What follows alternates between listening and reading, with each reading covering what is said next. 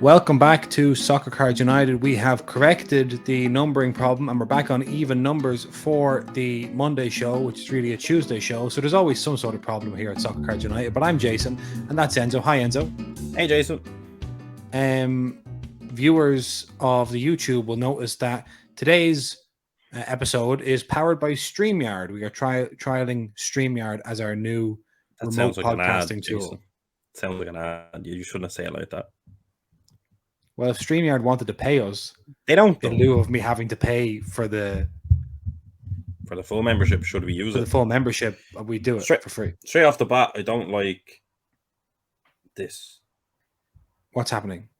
I don't know. My camera just looks messed up, and my background looks like I live in a much nicer house than I do. But you chose that background.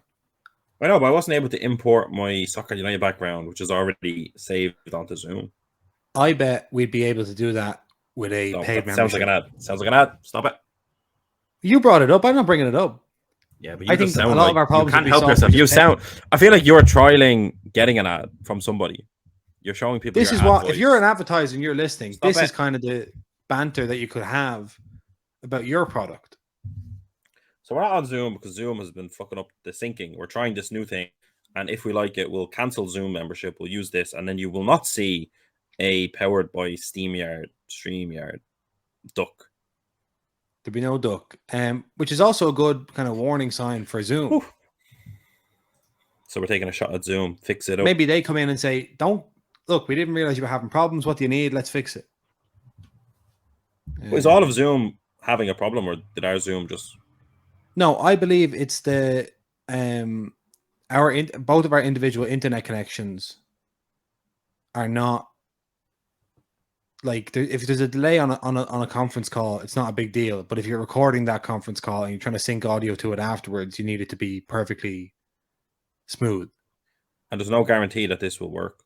No, but as far as I understand, stuff like this, and there's another one that's like this. I can't. So this is made for something like this versus Zoom is made for conference. Okay, exactly. So I'm hoping that they've there's something in their code or something. I don't know. Who knows? Let's see.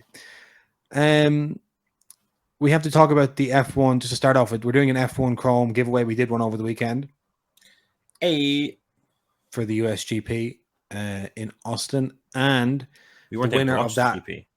No, he didn't get. It was. I don't know what time it was on. I don't know where it was. Would have been. We were in. I mean, you should open up by saying we are in France for the week. For the weekend. Yeah, we were in Paris for the last 3 or 4 days, and we got back in last night. Got back late, which is why the podcast is delayed. Midnight, and I had to pack up some orders. Wow. Very tired. So, and you're feeling a bit run down as well, Enzo. I'm just tired. I think I went to bed at 2. That's late. Yeah, not good. So anyway, if you look at our socials later on, there'll be an announcement of who won that giveaway. And thank you to everyone who took part and subscribed to the YouTube channel and all that. Right. So let's talk about Paris then. Just go back from the Paris card show, which was on Saturday, October 22nd. What do you think of it, Enzo? Brilliant. I honestly, we've been going around a lot this year, Jason. Me and you. We've been to the National. We went to one London show as just an attendee, and then we've been vendors at like 4 or 5, 6 shows. And it's been brilliant. Like, I think we've learned a lot. Well, about things that kind of happen in the States kind of naturally at all these different card shows. We got to kind of see outside of the hobby that we've spoke about for a year and a half without actually engaging with it. Now for the last half a year, we've got to fully engage with it. And it's a totally different segment of the hobby. And just in tune with the rest of the shows we've been to. The Paris show was a great show. It was great to meet collectors, great to meet listeners from France, from Portugal. And it was just, I really enjoyed myself. Yeah, I agree. We had a good time. We went to the thing. It was in a five-a-side center. So you had 3 five-a-side pitches all down in a row, and we were in the third of 3 from the entrance, furthest away from the entrance, and yet that didn't stop the hype at the Soccer Cards United table. Yep, we were great. There was signings, there was meets and greets with people that we didn't know. The thing was, in terms of the French hobby right now, basketball is king. Yeah, which is crazy. We learned a lot about the French hobby this weekend. That was really interesting. Yeah. So first of all, there was mostly basketball cards there. Basketball cards from as far back, like it was like people that have been collecting since the 90s. and kind of beyond that as well, like back in time. And there's a lot of people that were there, not where they had tables as exhibitors, not as vendors, and that were there to show off their collections and to discuss stuff and meet people they had met online. More like a kind of a meetup in a certain way than a trade show. Yeah. But then there was corporate sponsors. Interestingly, we were there. We had sealed wax. The other providers of sealed wax at the show were one from Italy and one from Germany. I thought one of the most interesting aspects of the whole show was that there was no French hobby shop or a French online retailer there at all. Yeah. Nobody. So like that if someone asks you, if you need to give a one-line answer as to where is the hobby at in France, there's nobody that has a business where they sell online boxes. Yeah. At least none that showed up. At least none that showed up. And if they didn't show up, what are they doing? What are they doing? Come on. It's a Paris card show. Get to it. That was interesting. Good observation, Jason. There was also David Adams were there as well. David Adams Europe. Sorry, I didn't mean to disrespect David Adams. Disrespect David Adam. Didn't respect Dave or Adam. Yeah, and I thought it was rude. Trace and Chase were there. Were they just walking around? Theo from Trace and Chase. I think it was Theo. But it could have been. If it wasn't Theo, it was one of the guys from Trace. I'm sorry. But it was someone from Trace and Chase. It was they just walking around meeting people. Okay. So yeah, we were there. We had wax. We had singles. And we brought a lot of French cards, a lot of PSG cards, and the singles and the cards that we brought that we thought, well, we'll sell these in Paris. Mostly sold in Paris. Yeah, the appetite was there. And that's kind of like a show in Denmark and a show in Paris. Like when we were in Denmark, the Danish player, the two or three Danish cards we had on the table got interest. Yeah. And in Paris, we had like a Nuno Mendes collector come up to us. And clear us out. Yeah, give me all your Nuno Mendes. Yeah, no, it was brilliant. It really was. And we also got to trade for some big ticket cards. Yep. It was a really good show. I enjoyed myself. It was a very calm show compared to, I think we had like less listeners there. So it was like a show that was very much buying, selling, chatting. Less about the podcast, more about the table, I guess. That's right. And what was I going to say? Oh yeah, in terms of boxes, like chatting to a few of the lads, even that are in basketball, like the idea of buying a hobby box is still kind of like out of range. Not necessarily because we saw people with big cards, so like not out of economic range in terms of they can't afford it, but rather they'd rather not spend money on it. Do you know what I mean? Like it's not, the appetite wasn't there in the same way. Yeah, so there's a lot of group breaks going on and kind of people buying collectively and just breaking between themselves, like as opposed to they're not buying into breaks, they're all trading into it or putting money into a pool and then trading the cards they get between themselves. Yeah, makes sense. A couple of people took great pains to tell us that they don't do it for the money, that if they have a card that their friend wants, they don't charge them comps. Like they just... Those people trading us €80 worth of cards that we would comp at €80 for €30 worth of cards. And we're actively pointing that out. And they're like, we don't care. We just want to just deal. So real collectors, if you will. Yeah, a real collector's market. And that's probably the thing, is that it's the market there is still very much at collector hobby level in a way that would be unrecognizable in the US and even in the UK.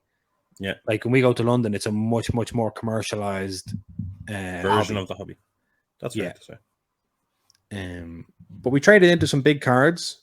I'm probably going to forget loads of them, but we got a few Mbappes. I actually have the ball here, most of them. Oh, do you want to go through them? Yeah, I can. And do if you want.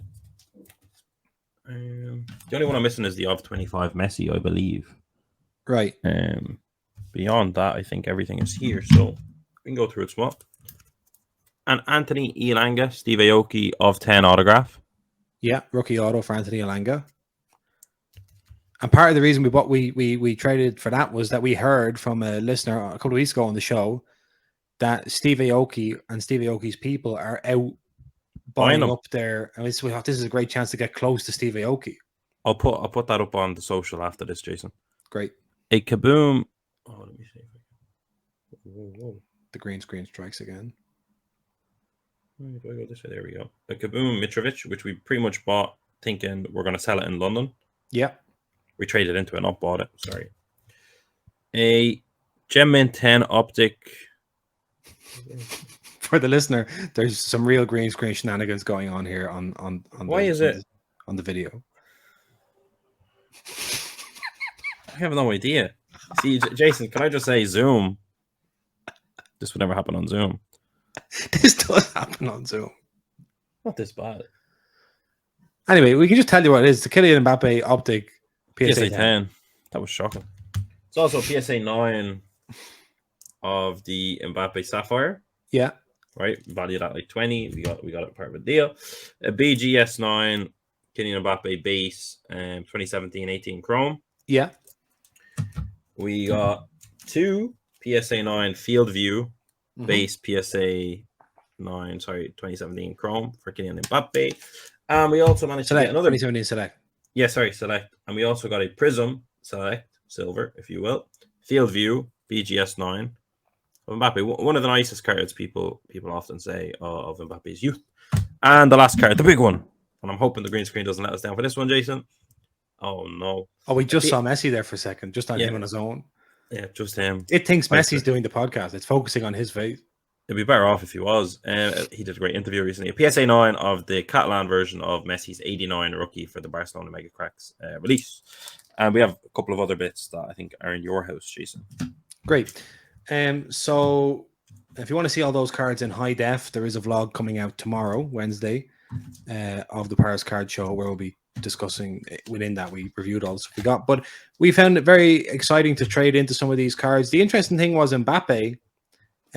We thought, going to Paris, presumably they're all Mbappe mad, but the recent re-examination of Mbappe is also happening in Paris, and people were happy enough to give us their Mbappe. Maybe that's because they felt overexposed and they had spare Mbappe they wanted to give us.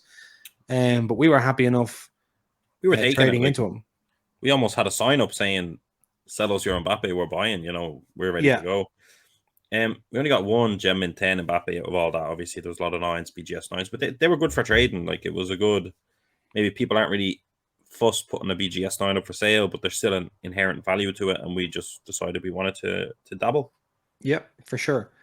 As always, there was interest in the wax side in Merlin Chrome, in the blasters, a couple of EPL Mosaic Megas. Sorry, Mosaic Megas, yeah.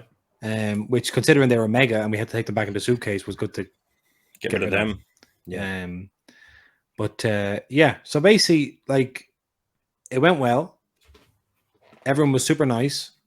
Yep. The language barrier wasn't a huge barrier. No. And it was a very positive experience overall. Yeah, we got to briefly see the Ballon d'Or on our travels around Paris as well. Yeah, so we were walking down the Champs-Élysées on Saturday night, was it? Or Sunday night? Saturday night? Sunday night, because we said Monday we were going to go. Oh, that's right. Yeah, Sunday night. And we get to the end of the shopping part of the street, and the Adidas flagship, like, Paris boutique is there.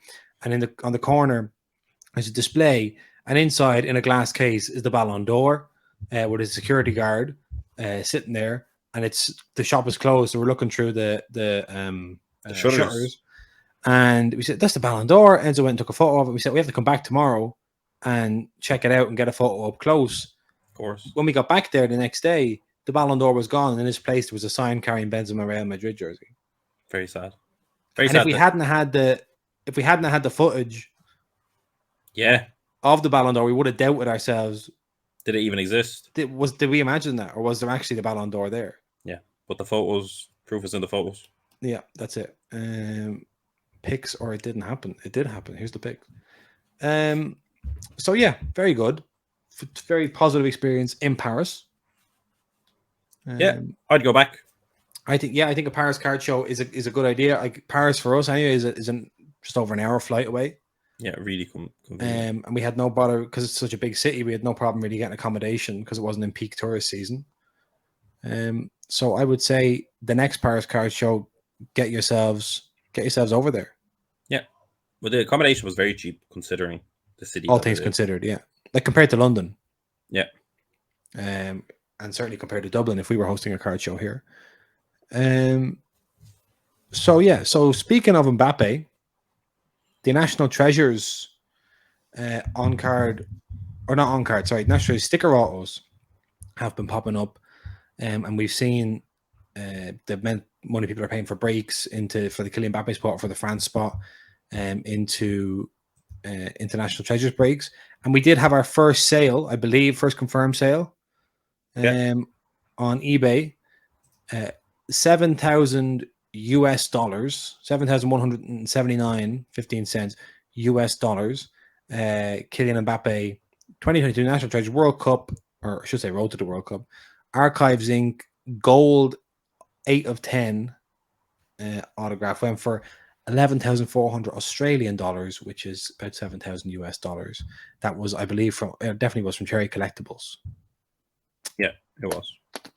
So that compared to, say, the of 10 of the PSG Chrome with the on card, an of 10 of the PSG Chrome on the 16th of September went for 30,000 US dollars. I think as well, Castro, big YouTuber, hit an Mbappe, and I think the auto was on card. Oh, that's the belief. I'm gonna double check. I didn't see it, but I heard. Right, heard it was on card. So, it's no surprise that Mbappe is getting interest in this Road to the World Cup thing. Obviously, the France kit. Most people remember Mbappe or had their first experience with Mbappe, watching him play for France, and certainly the romance of succeeding in a French kit vastly outstrips the romance of succeeding in a PSG kit, of which there is none. But it also points to the fact that this being pack pulled, this National Treasures thing, and the idea of being able to break it and not knowing if you're going to get Mbappe, you can enter a case break, and you're like, is this one of the 10 or 13 cases or whatever, where you get an Mbappe? That has a mystery to it, which people then reward on the secondary market, as opposed to the PSG Chrome, which people are like, well, okay, so you got an Mbappe. Congrats. I think Castro's was on card, which is interesting because we didn't know if there was or wasn't on card. I don't think. You know what part of the check, or what auto set that's from within the checklist? No, I'm trying to get now. He didn't post anywhere other than YouTube, but there's ads galore on this. I don't want to call him out. Goodness, Castro, you're doing okay, buddy. I'm looking at it. He just knows. Bob. It's of 55, I think. No, of 65. Right. It's a horizontal card. Yeah. It looks great. Kylian Mbappe, but no, I don't know anything beyond that. It definitely looks on card. Oh yeah, here we go. I have it. Here we go. It looks on card. It's hard to tell because the white area is white, obviously. Yeah, he says on card, and pretty sure it is on card. Yeah, it looks. Yeah, I don't see the gloss of. No, it's definitely on card. Yeah. Oh, what's up there? Enzo's gone. What's going on there? This is not looking good for StreamYard. Ladies and gentlemen, Enzo has disappeared mid-recording, presumably due to his internet dropping out. Now, usually Zoom would just stumble through that. They just string it together, bring them in with a delay, keep them in. It's no problem. But what's happened here is StreamYard has said, no, you're not staying in my stream unless you have a good connection. Hang on, he's back. Hi, Enzo. There's nothing wrong with my connection. The problem was I X'd out of my tabs. You X'd out your tabs? Yeah, I was on the YouTube tab and I X'd it. I said, oh, that's done. I'm finished that. And I X'd out of everything. Come on, this is a web-based solution. Listen. So there we go. So there are on-card Mbappes in National Treasures, which is obviously the thing to compare with the I was going to say the clickbait title calls it a $20,000 card. It's an of 65. Okay. What does that make the PSG Chrome? Yeah, that's disappointingly low clickbait. But I mean, it's somebody else pulled one. I think it was Coffee Breakers maybe pulled one, and they were talking about $100,000 cards, and everyone was laughing at them. which will show you how far the Mbappe autograph market has moved, because we were talking about before when the Topps Chrome was announced and we didn't know about the Panini deal. Nobody knew about the Panini deal. Yeah. That, you know, these are like going to be huge cards. These are the, you know, first and maybe only ever. And then we've become so saturated, even though it's still super rare in the meantime, that now people are getting laughed at. Certainly nobody was laughing at us. Yeah. But sure, look, I think the World Cup will play a big factor. Him moving from PSG will play a big factor if that day comes. Yeah. And I do think if more autos come out, then I think people probably trend towards first auto, but it's hard to know. Yeah, it's hard to know. There is a new contract offer apparently on the table for Mbappe. Another one. But it's just so. And actually, just today, as reported by Get French Football News, France's economy minister Bruno Le Maire has reacted to Mbappe's reported 630 million euro contract. He says it's a good thing. He'll pay a lot of tax. It's good that he pays them in France to help our public services rather than elsewhere. I mean, get out of this. Like, stop licking this guy's boots. Like, what's going on? No, but that's it. Like, I think the rumor is his current contract, he pays 175 million directly to like France. Yeah. And obviously, if you think of how many PSG Mbappe sales are going on in France versus if he was at Real Madrid, would they, you know, it's a huge financial thing, but at the same time, it's France. Like 175 million for France can't be that much. It's a huge global economy, like, you know. Like, you're telling me we were in Paris during the tourist off season. I've never seen so many tourists in my life. Yeah. So relax. It's very strange. Yeah. The little article here says France government minister and Paris Saint-Germain fan Carl Olive has defended Kylian Mbappe amidst an explosive, controversial article in Le Parisien that detailed the French striker's enormous salary. The article claims that he is earning at the moment 630 million per year in gross salary. Olive, this guy who is member of the president's party, has said, what is indecent is throwing out figures like that on the fly without even being explained. Kylian Mbappe is not an expense for PSG. He isn't an expense for France. He's an investment. Kylian Mbappe is a cultural asset for our country, an economic asset for our country. But that is like, he's just summed up sports washing there, hasn't he? He just was crazy there. He said, if you're saying Kylian Mbappe is not an expense for PSG, he's an investment, then you've shown exactly why they're paying him that money in the first place. Because he legitimizes them. That's it. It was funny. Can I say, we seen the Ballon d'Or. It was funny seeing Benzema's face all around Paris and just thinking that must piss Mbappe off so much. Yeah, for sure. But there you have it. It was a weird one. But I do think, like, the Mbappe, like, he's a young player. He's a fantastic player. Like, chill. Everyone kind of has his head on it. I don't even know. I think if Mbappe's in the bin, everyone's in the bin. I think people need to chill and understand that he's just a complete superstar. He needs to leave PSG, I still think. But I don't know where he'll go. But that day will come. With these PSG contracts and this is what, you know, Jurgen Klopp talked about this recently with Man City and everything, and people complain about it. I don't know why. But, like, it's the kind of thing of, like, it creates an unnecessary inflationary pressure on salaries and on expectations of salaries in football. Yeah. Because it's like, say you're Real Madrid or you're Liverpool looking at Mbappe, and PSG are saying, for us, he's not an expense, he's an investment. For Liverpool or Real Madrid or whoever, it's an expense. That's why your players' salaries are an expense. They're not an investment. Yeah, they're only an investment if you're sports washing. Yeah. If the point of playing football is some other reason than winning trophies. You know, it's interesting. So we'll see what happens. In the meantime, there's another young superstar who I'd like to talk about, and that is Mr. Jude Bellingham. I knew that was going to be the superstar. Because he just had his Topps Chrome Champions League Superfractor finished in this month's or October's Goldin Elite auction for $39,600. That was a PSA 9 as well, I believe. Yeah, it was a PSA 9. Crazy. I said to you, Jason, on the flight home or on the airport home, that's the first real superfractor prospecting I've seen in the soccer card hobby the way we've seen in American sports, if that makes sense. Yeah, that makes sense. Do you know, like the Mac Jones? Oh, that's a classic one. So I think something went really wrong with Mac Jones recently. I don't know the sports. Doesn't even matter, right? But a young rookie comes out. He has a Topps Chrome Super Factor, which is a premium premium set. We know the set. Mm-hmm. Everyone does think he's brilliant because he is. That's Yeah. not to say his career can't end earlier. You know, things can't go wrong, but he is brilliant. Mm-hmm. So from maybe now we understand the way the Americans speculate their players, because we're like, he's definitely brilliant. And I guess the players that spend 100 grand on are also definitely brilliant, you know? But I just think it's a good moment because I think it's the first time a soccer card that isn't Kylian Mbappe going crazy in a World Cup, which is like the greatest achievement you could possibly do. Yeah. Isn't Haaland being an absolute madness, which, you know, he is. It's just like we have a midfield player who, by all accounts, is a fantastic superstar, plenty of potential. And that's like, I don't know, it's a win for the hobby. Like, it just seems like people like, he's a midfielder. They know he's not Haaland. They know he's not Mbappe. They're saying, I think this is a world-class player in the making.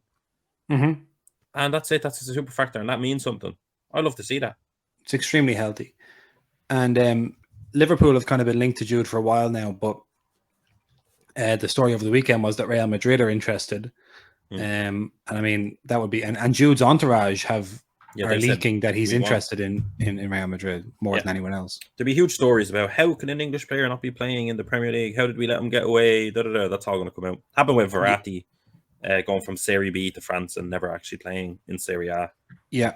It'll be interesting to see how that works out. I'm just looking at some of the other results here from this Goldin auction in terms of soccer. 2014 Panini Prism World Cup case went for $50,000. You had a very interesting card here. Leo Messi, 2019 Panini Chronicles Contenders Historic Ticket Autograph Cracked Ice 17 of 23 PSA 10 Pop 2 went for $31,000. That's a classic. That's a classic kind of scenario where the brand mattered a lot there. Yeah. It's a beautiful card. It was bought by a high-end card collector. Yeah, just beautiful. Like to think a 2019 Messi card could come out that's not 0-1 and get up to 30K says a lot about the set. Absolutely. There was a second year Erling Haaland Super Factor Auto from Topps Finest 2020-2021 in a PSA 8 with a 10 auto went for $10,000. There's Christian Pulisic. Wow. Okay.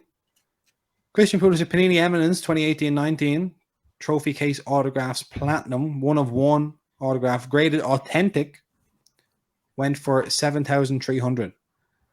Which, considering Christian Pulisic's last couple of years, is quite healthy. Well, considering there's an all-5 Ronaldo from, I believe, the same set or a similar set. That's right. Went for $6,400.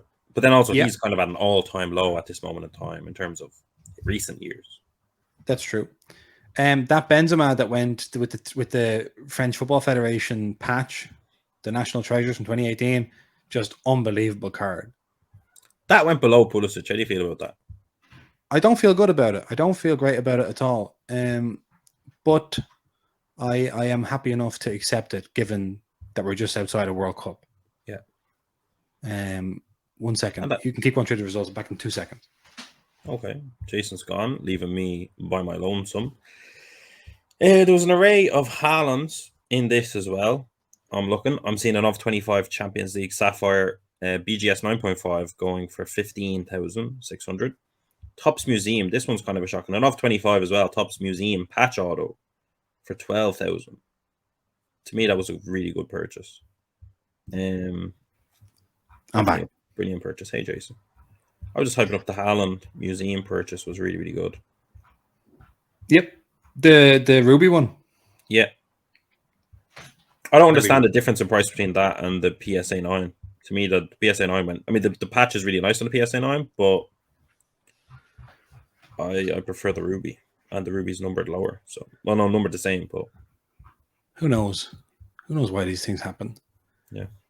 I mean, often like at the high end of the market, and I don't know if people really... I think the high end of the market is much more like idiosyncratic than people give it credit for. It's like, I don't think you realize how idiosyncratic. What does that mean? Does it mean just a bit silly and stupid? It means like weird, eccentric, and illogical. Okay. And very much based on personal preference. Yeah, which makes sense. Yeah, you have to understand, like, people that are buying these for the most part are eccentric millionaires. Do you know? Like, so it's like, it's like, if you're already spending $20,000 on a sports card, like, then you're already in the realm of like, why do you prefer that one instead of that one? Because I do. Yeah, it doesn't matter. Exactly. Whereas like down here at our level, we're like all graphs and charts. Trying to make sure we get it right. Yeah, and then ultimately it comes down to some rich guy that's like, my favorite color is blue. Give me that one. You're like, but no, it's not. It's a lower grade. It's not. I like blue. You know, makes sense. Which actually, the weird thing is that happened to us at the show as well. Trading with on a low end, very low end. Yeah. With somebody that was like, these were maybe like a max $100 deal, and it was a case of we were talking to a collector who wanted something particular. It's really just in the mid range where people get very concerned about these things. On the low end collectors and the high end collectors, I guess that's really the only collectors. Yeah, the mid range is the people trying to come up. That's right. But you can collect things in the mid range, to be fair. Yeah, but it just seems like there's like the only people that have true freedom to collect what they want are the people that don't spend very much money and the people that spend incredible amounts of money. That's fair. Fair hot take. Fair hot take. Or observation. Yeah, that's good. That's good stuff. That's kind of you want in Hobby HQ, let's face it. Listen, we're trying to figure it out as we go, I think. Still. Still. Because there's a lot to learn. People message us being like, I want to get into it. There's a lot I'm like, there's a lot to learn, believe me. Yeah, I'm still learning. 100 and something episodes into this, and I'm still learning. Yeah. We're constantly confused as to why things are happening the way they're happening. I've seen some things that I'm still confused about. Yeah.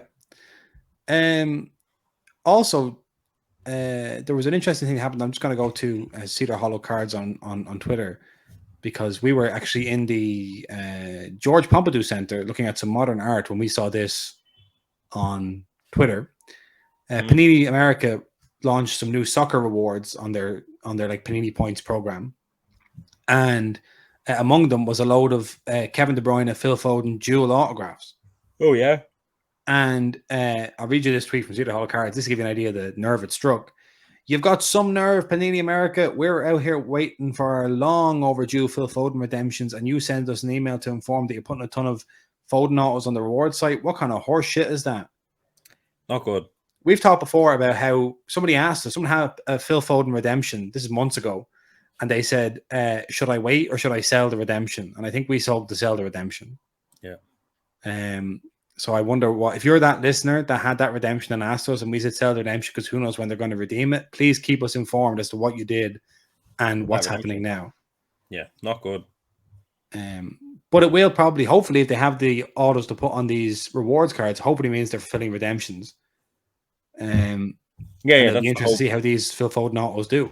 But like, send people the shipping notifications of the redemptions, then stick them on a reward site. Like, it's a very simple situation. It's like, it's so easy to not cause havoc. To not cause havoc. It's like, with just even a little bit of respect for the people that buy your products, you'd be amazed what can happen. There you have it. Yeah. I feel like I want to go in and just do like a day of like a course, a 1 day course with people in these car companies. Just explain to them. Explain to them what it means to respect your customers. That's fair. That's very fair. Know, you don't have to like bend over backwards with people, but you do have to kind of just think about them a little bit. Consider them. Consider them? Yeah. Consider the customers.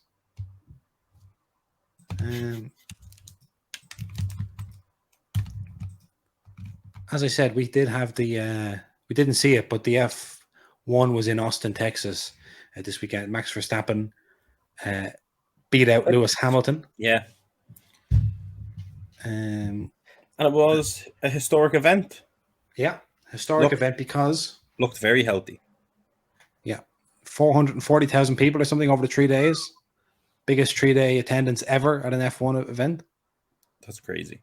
Massive. And yet you hear people on Twitter all the time talking about Drive to Survive is a fad, this, that, the other. It's like, or maybe F1's good.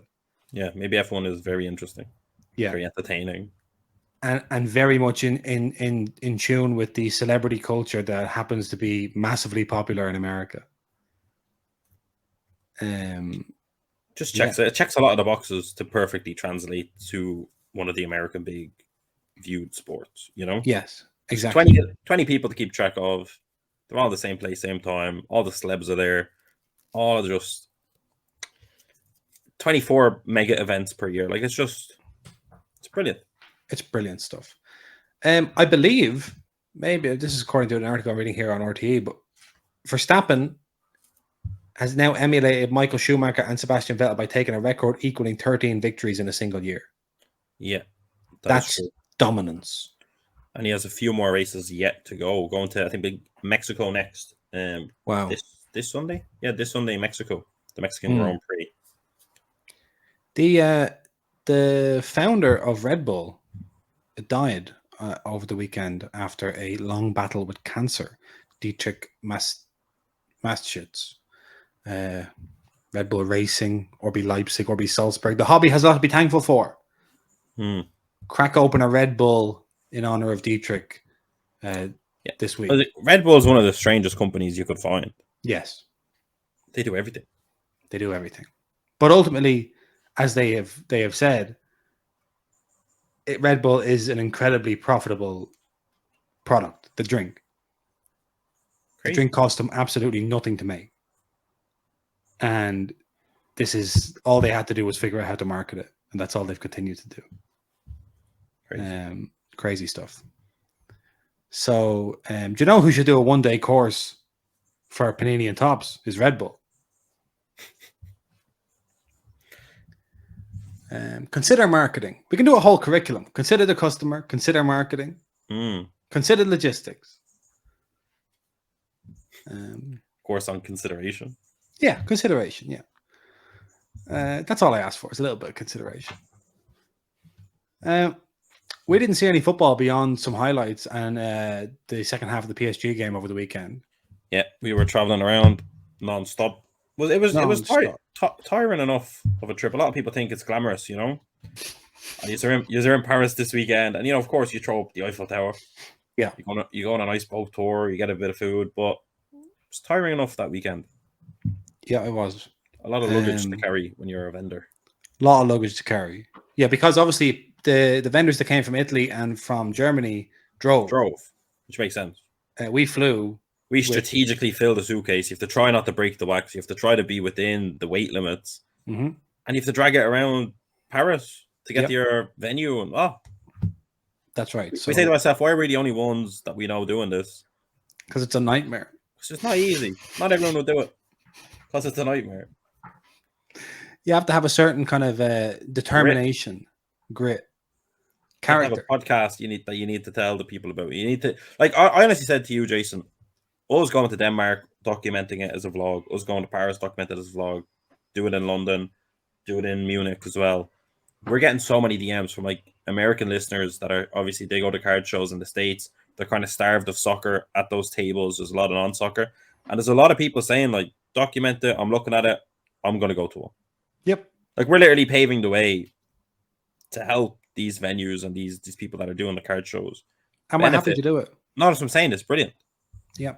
So if you're wondering why we do it, there we have it. Yeah, it's because it's good. And like also like one of the key things is, I was having this chat with a couple of the guys in France, is like, if you want the hobby to grow in countries, you do need card shows and you do need opportunities to sell, because like, if you can turn up to the Paris card show with your, say, silver select field view Mbappe, which you don't want to put on eBay because you don't want to risk an auction and interest isn't high on the buy it now and you don't know what offer to accept. And you're not expert in logistics, selling it. And yeah. So it's helpful if once every 3, 4, 6 months, whatever it is, once a year, there's going to be a show and there's going to be kind of like foreign money flying in who might want it. You can do an in-person deal. You can avoid a lot of the trade barriers that are usually there. And you can do trades. You can treat your slabs or your raw cards as legal tender instead of using cash. Exactly. You don't have to convert. Yeah, you don't have to constantly convert in and out of cash to buy and sell cards. And it's just good because it means that if you're like, one of the reasons why I think in France at the moment they're not buying a lot of boxes is because they don't know. Like, you wouldn't know what to do with them if you got something good. True. Do you know, like, whereas say if we open a box, we know where we're going to shows, so whatever we get that's numbered or that's nice, we'll bring it to the show, we'll sell it. We have a full logistics operation set up, so we can do it easy enough to sell it on eBay. That's true. I mean, we can sell on eBay with about as much ease as anyone, and we still are going to shows. Yeah, there's cards that you just don't want to put on eBay that you'll sell at a show very comfortably. Yeah. So it's something to really think about, and I think it's an element that's probably underestimated. I mean, in fairness, Topps France sponsored the Paris Card Show. They're doing some photos, giving out T-shirts, doing a few things. Yeah, Topps were in Denmark. Panini missing in action. Who knows? Who knows where they are, what they do, why they do what they do. Yeah. But it's important to have this network of events so that people I feel like they're not just buying a box and hoping. It can be a kind of lonely experience to buy a box off a website, not be part of a hobby community, open it, get something or get nothing, and then try and list it on eBay and sell it to a stranger. Yeah. Oh, it's true. You put in a card show you can go to, and you say, I'm going to leave that because next month we're back in Paris for another show. Great. Yeah. Like we met people that were collecting Marco Reus, Camavinga, Nuno Mendes. Like, people are coming around going, do you have this player? And then you're looking through what you have. If they don't have the card, they want it. Like, it's just, or like we traded for a Camavinga thinking we got a Camavinga auto, and we said we traded for it at the show. And we said, we know the Camavinga collector, when he comes back around, he might want it. Yeah, and then it was a different Camavinga collector. And it was sold for a price everyone was happy with. Like, it was brilliant. Yeah. So that's the kind of thing you can get at the show, and we're more than happy to go around and document. Paved the way for everyone. So you're welcome, I suppose. There is Champions League action tonight, tomorrow, and Europa Conference on Thursday. That'll be exciting as always. Oh, absolutely. So we'll talk about that more on Thursday, I guess, when we're back caught up on football. In the meantime, that's all I have. Have you got anything else, Hanzo? No, I'm tired, to be honest. I was tempted to go into town. Milan Club Dublin have my welcome starter pack. They were delayed, the starter packs, for the season. And they're in the woolshed tonight, Jason. But yeah, I don't know. Sometimes, like, I love the social atmosphere of that, but there's something about kicking it back in your own house, comfortable, watching the games. Very, So well, you've had a very extroverted weekend. Yeah, I know. I should probably just. And we're going to London, so I'm going to cut all this out. All right. We'll see you on Thursday for more Soccer Cards United. Goodbye. Oh, that's funny.